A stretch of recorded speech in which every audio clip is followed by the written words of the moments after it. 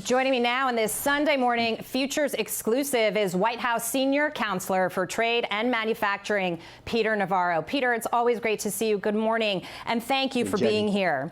Let's pick apart this ruling a little bit that came out late on Friday from the Federal Appeals Court in D.C., basically saying that most of Trump's tariffs are illegal, the reciprocal tariffs. It was a 7-4 decision. 6 in the majority were appointed by Democrat presidents.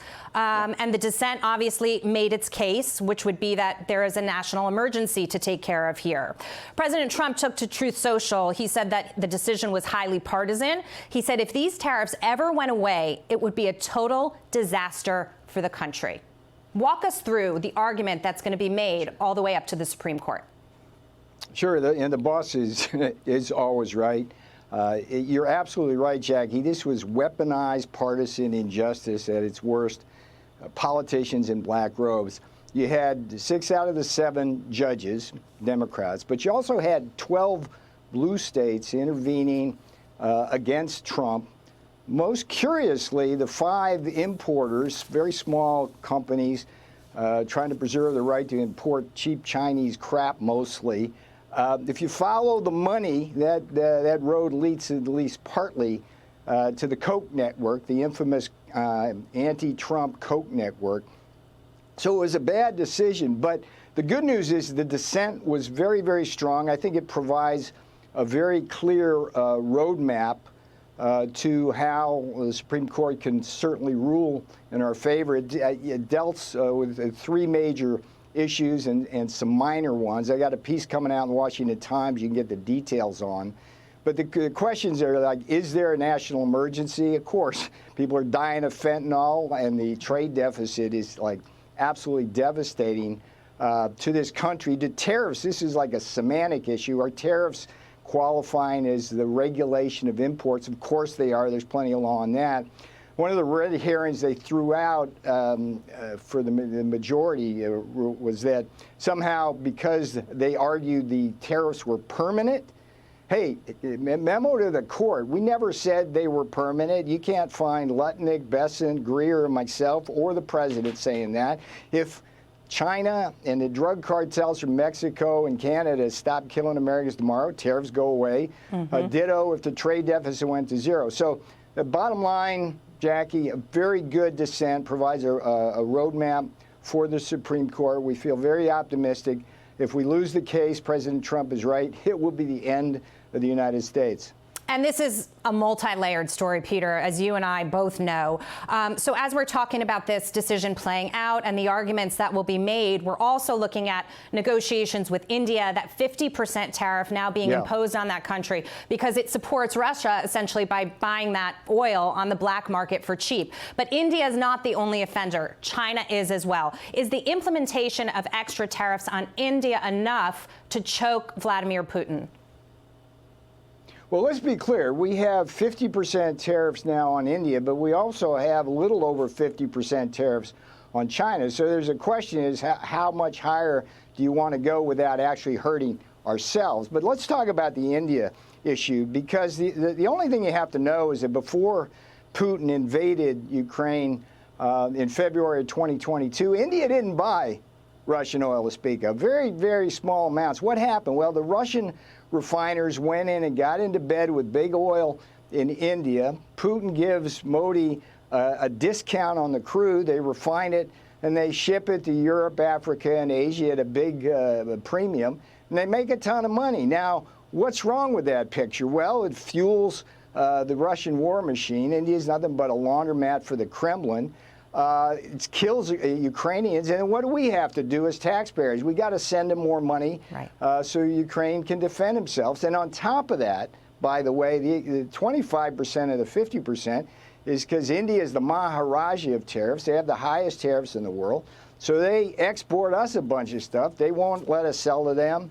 So who gets hurt? Workers in America, taxpayers in America, Ukrainians in cities getting killed by Russian drones. So I would look. Modi's a great leader. I don't understand why he's getting to bed with Putin and Xi Jinping when he's the biggest democracy in the world. So I would just simply say to the Indian people, please understand what's going on here. You got Brahmins profiteering at the expense of the Indian people. We need that to stop. Yeah, and we'll be watching that closely. Real quick on China, November 10th deadline for trade negotiations. Do you think that's realistic?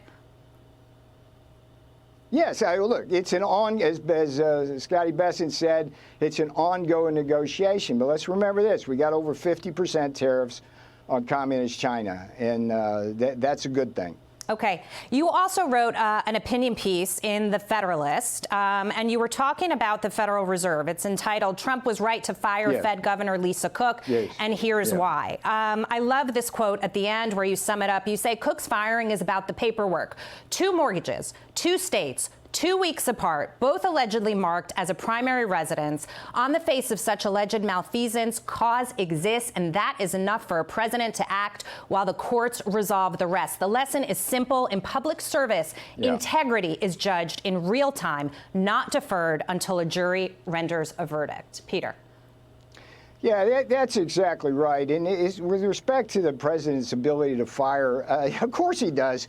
2 words, Mark Calabria, a buddy of mine. He was at an independent agency. Biden comes in. He was appointed by Trump. Biden comes in, fired. They didn't even give cause for that. Here we've got a case of what appears to be apparent malfeasance. This is not a slap on the wrist thing, Jackie. I went to prison.